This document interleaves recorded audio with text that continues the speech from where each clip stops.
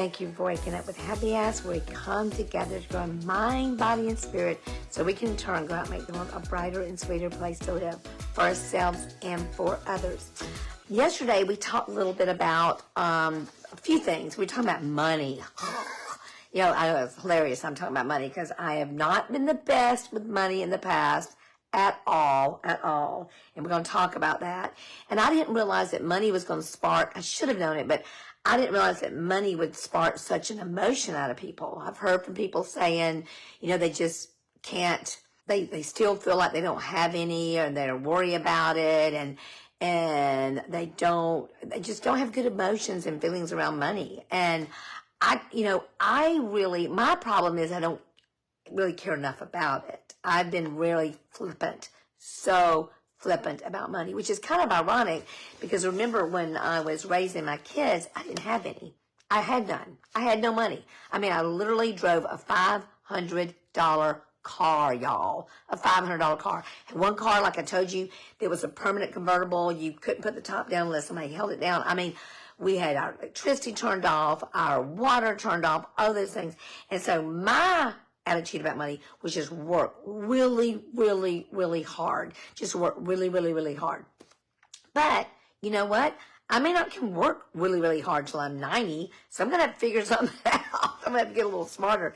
So people's attitudes about money are really, really interesting. And I had two different perspectives growing up. Like I said, we learned two things from our parents, what to do, what not to do. From my mother was very good with money. She was so good. My dad was horrible. But he was also very generous. Mom was generous too. But you know what I've realized? Like I said, it's my quest to become better with money. That is one of my absolute incentives this year. Haven't done really well with it at all. So I'm taking a day. I'm going to look at my calendar, and I'm taking a day to look at my goals that I have for myself for this year. I'm not giving up on them, but I will look and see which ones do I need to stick to. Money was one of them. I'm trying to be smarter with money. And guess what? The plan to work harder is not a good plan.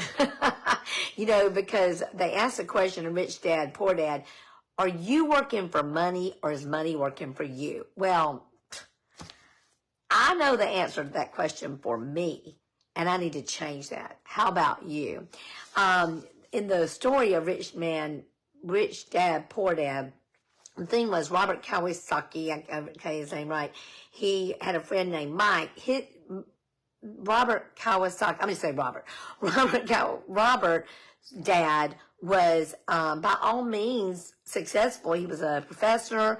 He made good money, but they spent more than they made. He always had to work hard. He always worried about money, stressed about money, and they lived in a nice house. The other dad, Mike's dad, who is the rich dad, they lived in a pretty worn down house. Wasn't real fancy, wasn't real nice, didn't have a gob art in it, I'm sure. And they were wealthy because they knew the trick of letting money work for them. So when he was little, they got together and they got toothpaste tubes and tried to make money. And they had to be told pretty quickly that, that's called counterfeiting. You can't melt down toothpaste tubes, we used to be lead, and make nickels. So they realized, they asked Mike's dad, how can we become wealthy? And what was so cool about that is Mike's dad told them, Robert and Mike, that no one, out of the 150 employees he had, many of them had been with him years and years and years, not one person other than those two children asked him, how do you make money? How do you make money work for you? And I find that so interesting.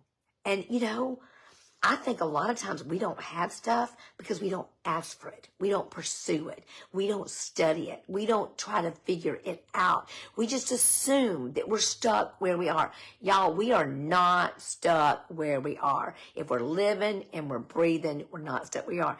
Another thing people do surrounding money, they blame other people about it. They blame people. I could blame, I don't say his name, this person who I've spent a lot of money fighting this one bad guy. I could blame him. You know what? No. I got involved in it. I'm the one that got involved in it, so I've got to take the consequences. But I can't stop, and I can figure a way out. And I love this, what he said to him when they were talking, and he was trying to teach him how to make money, and he was, I think he paid him like 30 cents. He paid him 30 cents to work at his factory and do things for him, just so he could teach them the value and the principles of how to make money.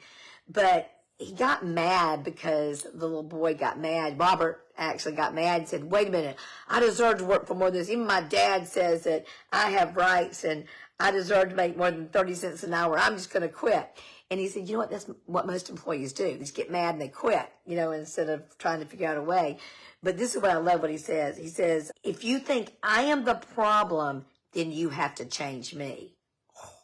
If you think someone else is the problem, your job, your boss, whatever, then you have to change them. I'm always the problem. I'm always the solution. If someone else is the problem, then I don't have a solution because they have to change. If I look to me for the change, then I can always change it. I love that. That is so empowering to me. And, I was talking about my parents, about my mom and my dad.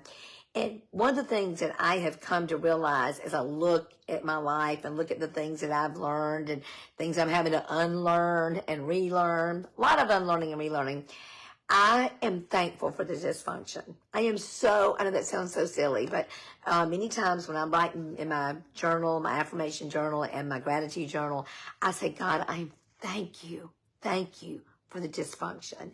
Because without that dysfunction, I don't think I'd be where I am today. Without that dysfunction, I don't think I would have the tenacity to grow and explore.